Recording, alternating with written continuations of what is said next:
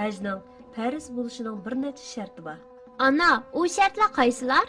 O'g'lim, hajning farz bo'lishining shartlari balog'atga yetgan bo'lish, aqli hushi joyida bo'lish, hur bo'lish, hajning farz ekanligini bilish, haj shartini o'rindash uchun vaqti bo'lish, o'zi va oilasi uchun yetarli iqtisodi bo'lish, haj yo'lining ravon va bexatar bo'lishi qatorliqlar. Dunyoning har tarafidan kelgan irqiy, rangi va tili bir-biriga o'xshamaydigan musulmonlar haj ibodatini ado qilish uchun Ka'baga to'plashidi. Bir-biri bilan tanishidi. Bu nima degan hayajonli manzara, ha? Nihoyatda to'g'ri aytding o'g'lim.